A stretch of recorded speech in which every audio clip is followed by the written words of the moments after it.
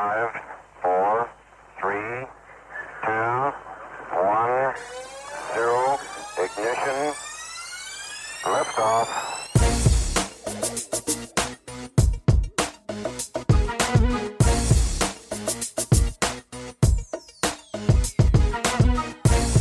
You're listening to the GHT Overland podcast.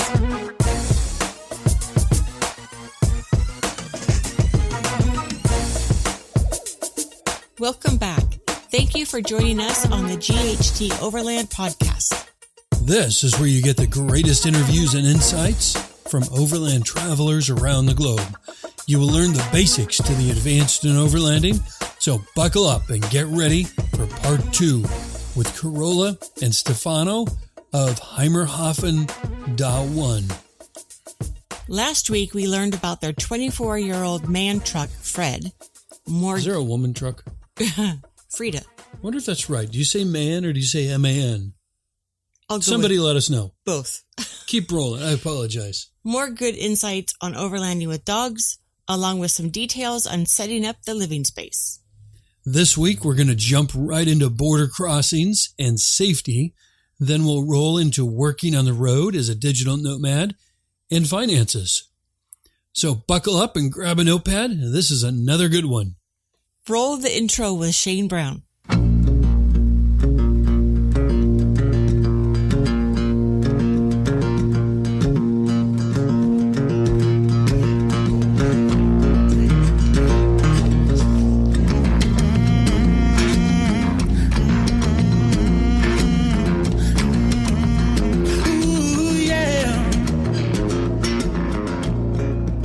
So border crossings, what tips do you have in preparing for them, and how long do you normally prepare for them to take?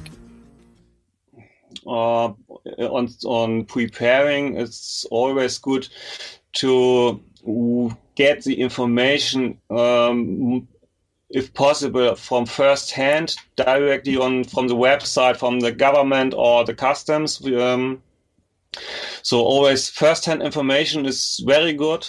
I think the second one is always stay cool, be friendly to the officials. If you don't know exactly what to do, don't be afraid to ask any official for advice or help. That's always always a good idea and helped us. Especially on the trips to North Africa. That was, I guess, the 3 best advices I can give. Okay. And any specific border crossing experiences that stand out to you that our listeners could learn from? No, not so special. No. Everything worked fine. Yeah, I think at least, because in Europe it's usually not when you travel among the European countries, it's more or less relaxed. You just have to watch out, as we said earlier, what are the requirements for the dog.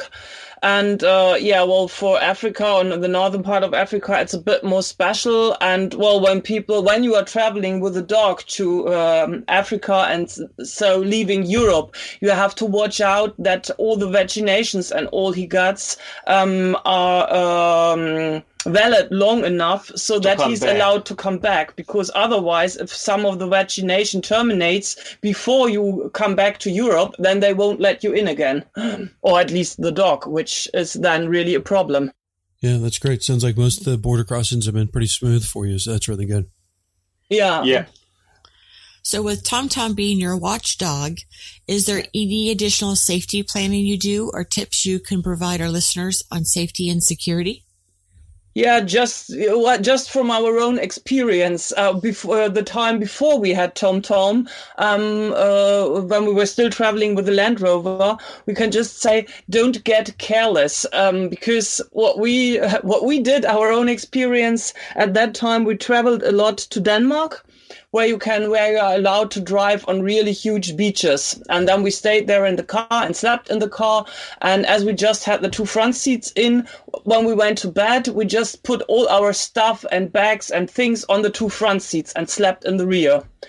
Yeah, and then we went to the Pyrenees from France and Spain. And I mean, already we know that it's in France, in the southern part of France, there's a lot of people breaking into cars and all that stuff. And there are many advices that you should not sleep close to the highway. But that day it was already really late. We were traveling with a friend of us, and so we decided to stay overnight on close to a fuel station on the highway. We parked the cars among a street lamp and thought everything's fine. Yeah, and that night, and of course, we still put all our stuff on the front seats, and that night they pumped gas into our car, and then we got robbed. All our papers and all credit cards and everything was gone. Cash. Cash. It was a second or third holiday day. Yeah, that or was trip day on the trip, and everything besides one of my credit cards, everything was gone. And so that was just because our own stupidity, or because we got careless and just thought, come, let's put all the stuff in front and then have enough space in the back, and as we usually do. And that was just stupid. Lesson learned. Yeah. Yep. But that's never feel too safe. Although there are a lot of areas that aren't any problem. Just always be aware and choose your night spot carefully. It's better to drive a bit longer and then to choose a spot, which is either really a closed camping spot, or choose a spot that people can't see you right from the street. And especially in the area of borders and lots of people are coming along, it's not the best place to stay overnight. And one thing we also do is if we sleep, we go to sleep, we put all the stuff that's outside, we put back into the car, the chairs, the table, and everything. So the car looks like parking and not like a messy camp spot. So we always keep it clean around the car. So there's no indication that we are there for a longer time or so. Okay. And any tips you have for the safe money management?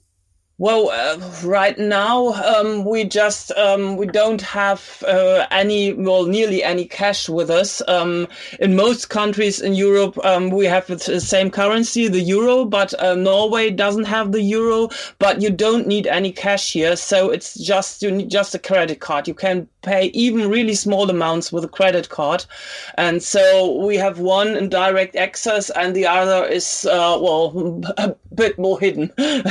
So you should have a place in your car where you can hide these things and where they can't easily be found. So it has to be something which you really have to dig deep into to get to it, and so that it can't be found on a first glance if someone gets into your car, because you never know.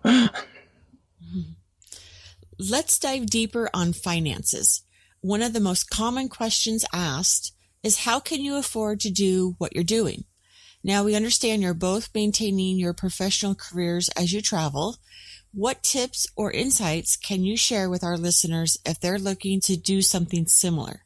I think we both have a long experience working as a freelancer before. So we worked in the home office I'm a freelancer since 15 years right now.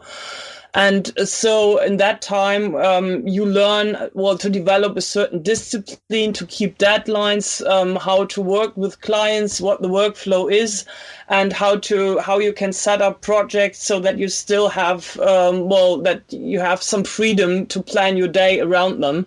Because if you have a deadline, then you have to deliver at that deadline. But normally the client doesn't care if you do the work at day or at night or in the evening or whenever. And so this gives you a bit of freedom. And we also, in the years before we started our life in Fred, we worked from the road. Then just, to have a longer holiday, then we said to our clients, it's no problem. We are traveling for the next month or next month and a half, but you can still reach us. And so we tested out, how we can keep the business running on the road. Yeah, as we already mentioned, it's important to have a good internet connection, or if you know that there is a day where you have a lot of phone conferences or things like that, that you choose a spot that enables you to work well in silence and not being disturbed by any other people. So when you want to set up a business and work on the road, so to speak, I would suggest on forehand to establish the business and be confident with the business, as Carola said, so that you know what you do, what the clients want, and then add the mobility. So you can do one step after the other. If you do both in one step, that might be end in difficulties and troubles. Because you have to build up, kind of relationship to your clients. And so most of our clients knew us for more than 15 years. One of my clients, I worked beforehand as an employee, so I'm quite familiar with their structures and their need. And that, of course, helps a lot. Because if you acquire new clients on the road, it can also work, but you have never seen each other. So you just have to build this trust in each other. And that may be more complicated than if you've seen each other face to face for several years beforehand. Yeah, it's good. So establish your business or your clientele prior to, and have those relationships already built before you go on the road. That would be perfect, if possible. So any savings tips, budgeting that you do during your trips that might be helpful? Well, actually, for us, it was, when we decided now to live full-time in Fred, it was also that now we do a lot of savings because we don't have to pay any rent on our apartment. What we did beforehand, because when we traveled for 1 or 2 months, we still paid rent for the apartment. So and the apartments in Hamburg aren't that cheap. So now we are already saving a lot of money on that point, that we don't have to pay rent anymore. And of course, when you are in a city, then, well, at least us, we used to tend to go to restaurants quite a lot, or to go to the cinema, or to whatever. And so, well, now when we are traveling, as we are fond of more these lonely places, there is not that much entertainment you can do, which costs money. And we do on the road, we, at least here up in the north, we do, well, more or less just self-cooking. When we go to southern parts of Europe, there we go more often to restaurants, but it's there to go to a restaurant is really cheap. Okay. And on budgeting, any certain budget that you've come up with, either weekly or monthly? Yeah, I think, well, for covering the costs for, well, eating and drinking, and for fuel, and for smaller maintenance things, on the average, well, here for the parts we've been traveling so far, it's, I think, about 1,500 euros. But that's an average amount. So there can be months where you spend more, because actually if you have to get fuel or diesel here in Norway, it's really expensive. There are other countries where it's really cheap. So as we have a capacity of 1,000 liters of diesel, we try to, whenever it's cheap, well, to get our tanks filled up to the maximum. And that can save a lot of money, because then we still have, well, quite a reach of 3,500 kilometers we can drive until we have to refuel again. Okay. And any tips on working remotely as overlanders, especially regarding connectivity, from getting Wi-Fi to cell phone plans and getting a reliable cell phone signal? Yeah, you can. I mean, that's here in Norway or in the Scandinavian part.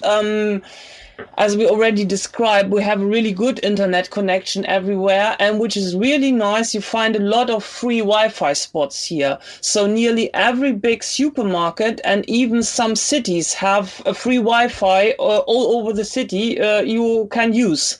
So when you know that you have big data transmissions or downloads to make, that is really helpful, so that we don't use our data contingent on it. And you can also get prepaid cards. We have a hotspot, so we can buy a local prepaid card with a certain data volume on it, and then get this apart from our normal the contract we have with our phone company. And do you guys use something like a Garmin InReach or a Spot for emergency communications? No, not now. If we go maybe Russia or Far East, then we will consider that. But actually, we don't have anything like that. So let's go through some onboard necessities real quick. And we covered some of these a little bit, but if we can just go back through them real quick. How much fuel can you carry? How far does it take you? And how do you calculate your fuel needs? Yeah, we have 3 tanks. They are independent from each other. In the sum, it's 1,000 liters. That give us a reach from safe 3,000 up to 3,500 kilometers to get. And yeah, as Carola said, we try to refuel the tanks when we find a cheap station. Then we will get it. Otherwise, we try to avoid the most expensive possibilities. By using an app so that you can spot which price is on what fuel station. But here up the north, there's a long distance between the fuel stations, so you have really to calculate if you have enough fuel to get to the cheaper one. But in general, you don't have to calculate or to take care where to get the next station. So the station net is always so close that's not an issue. What app do you use to figure that out? It's a German app. I guess it's called Clever Tanken, but it's German based. Here in Sweden and Norway, the prices are not so much going up and down over the day. In Germany, we have several times a day that the price can change on one station. So you can look that up. But here in Scandinavia, they are more or less stable, the prices. So that we only look up here if we drive by and see, that one is very cheap. That's the one we should take. And how much water can you carry? And how are you filtering water if needed?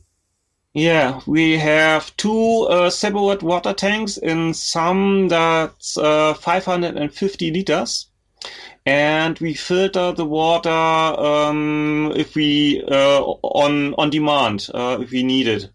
It's a carbon filter on the one, and the second is a ceramic filter. But honestly, here in the northern part of Europe, no filters are really needed.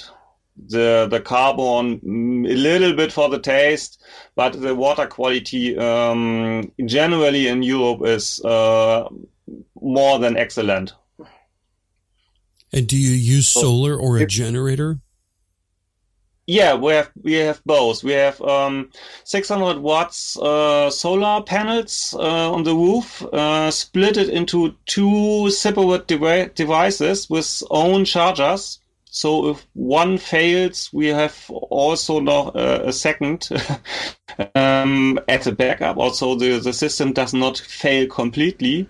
And for the winter time in Germany, this won't be enough energy over the day. So there we have to use a generator from time to time. So let's say once in 4 days. It's a little portable. It's not installed. It's a portable one, a little Honda generator.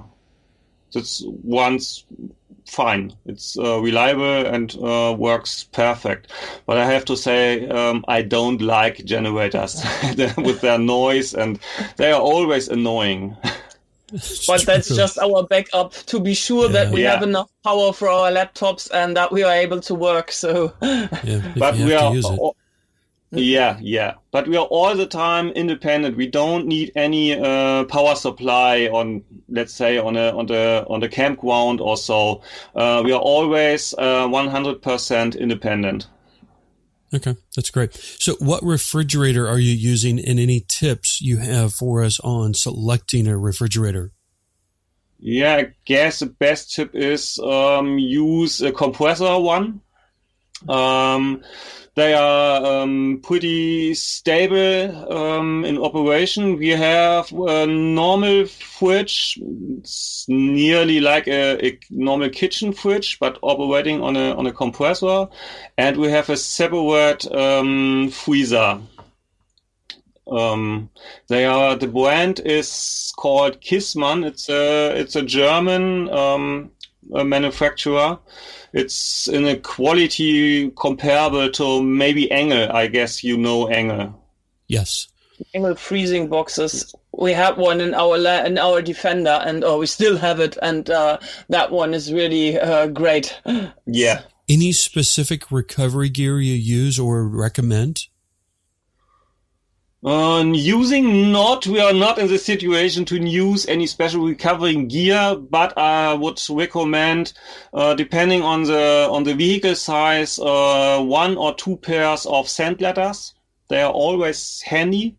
If you have a lighter truck, you may use the new plastic ones. We use the old style aluminium sand ladders. They work perfectly. We have several towing straps in different sizes.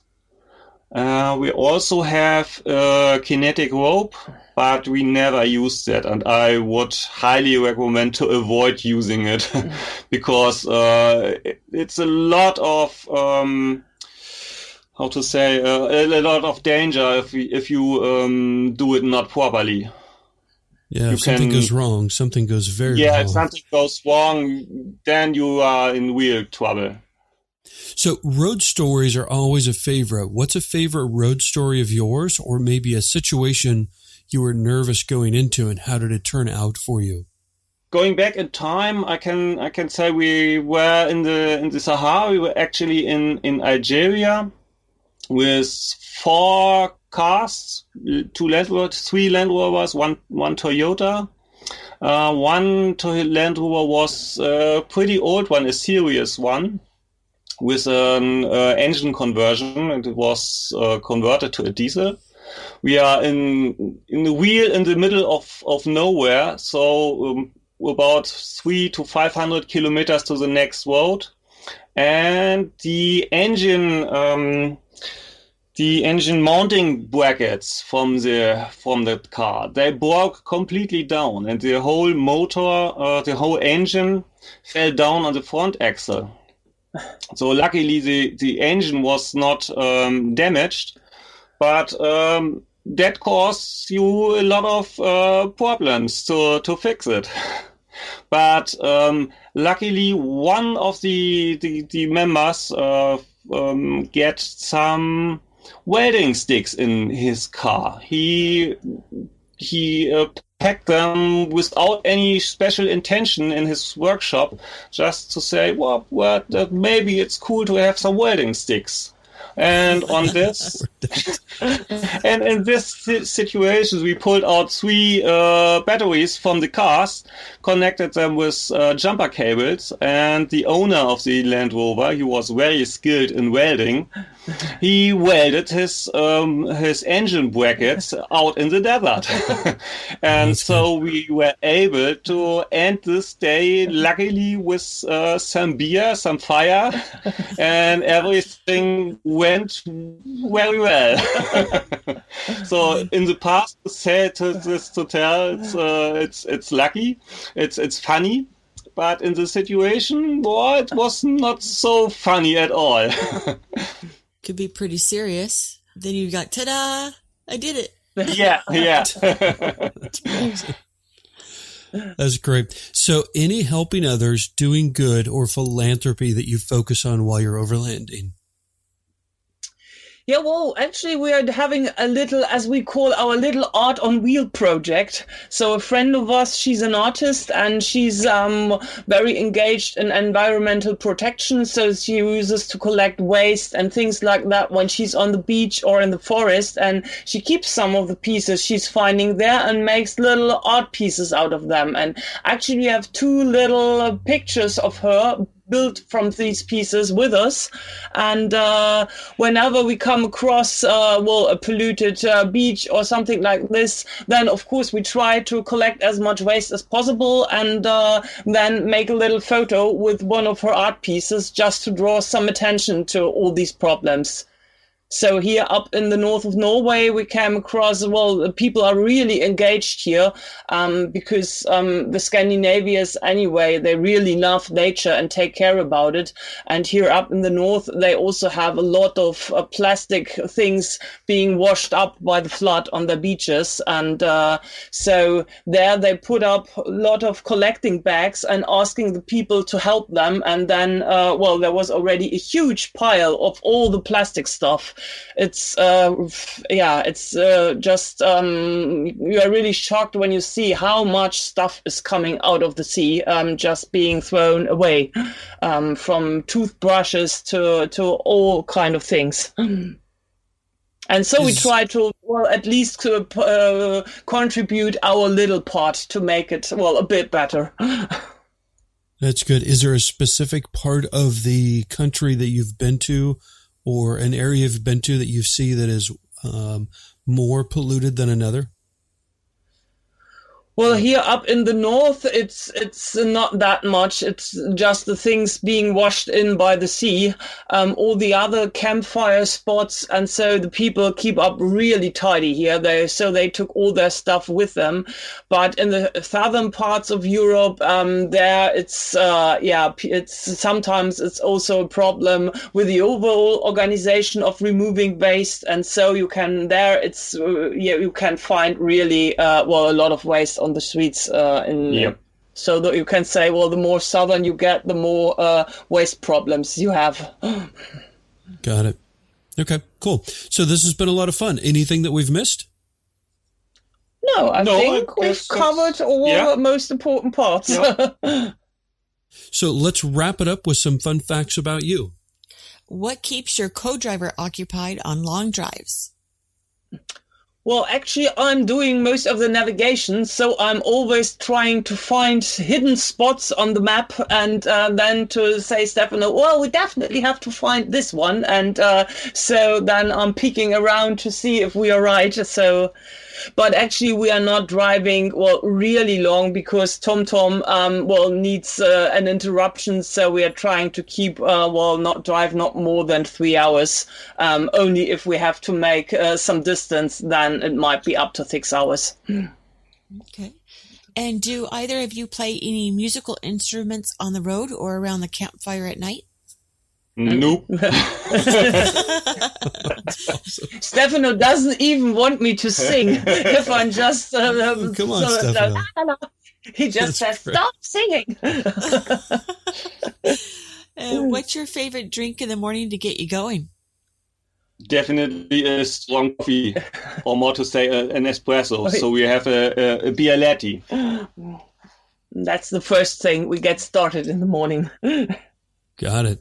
And what's a favorite beverage at night to wind down after a long day on the road? It's either gin tonic, if we have tonic water, or a good whiskey from Scotland. Oh, yes. That sounds good. A good drink and just peaceful. Yeah. Quiet. Yeah. And watching the sunset wherever you are, and then it's like, oh. Yeah, that's nice. What is your best advice to aspiring overlanders like us? I think, I would recommend really trying to do slow travel. I remember when we started overlanding, of course, when you are still, when you are just on holiday, you just have, not endless amount of time. So, of course, you try to see as much as possible and, just stay for one night and then travel to the next spot. But if you have a longer time for overlanding, then we definitely recommend to take more time really to experience the location. So to stay for only for one night, but probably for 4 nights or even for a week, and to meet up or try to get in contact with some locals so that you hear some interesting stories, because then that will not only slow down your traveling speed, but it will also slow down yourself, so that you just relax and think, yeah, I can just enjoy this place. Yeah, and if you want to do it, don't think too much on forehand, just do it. Just begin. You can optimize later. It doesn't matter what equipment you have. It doesn't matter what car, what truck. Use what you have, and from that point you can improve. Yeah, that's really good.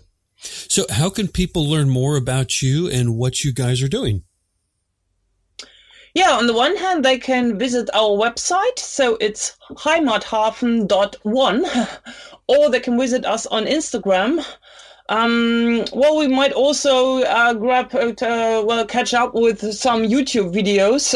That's in the future. It's not there yet. But that's mainly it. But on the homepage you can find links to Instagram and so on.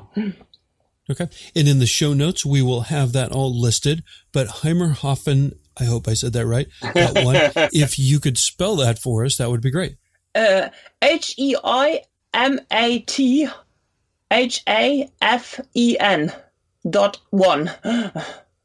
Perfect. So it actually means translated something like home harbor. So as we are from Hamburg, and Hamburg has one of the biggest harbors, so it's like it's for guys traveling on sea. It's a kind of getting back to the Heimathafen, and so we thought, actually with Fred, that's now our Heimathafen, so our home or our home harbor, and that's why we choose this name.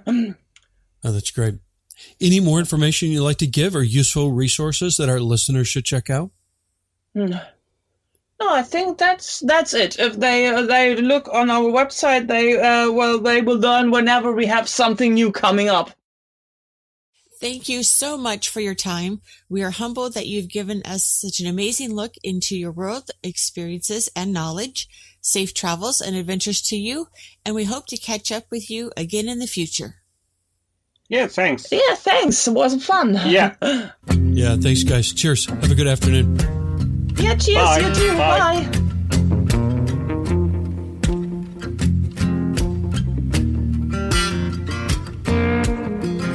Slow travel. We've heard that a few times now.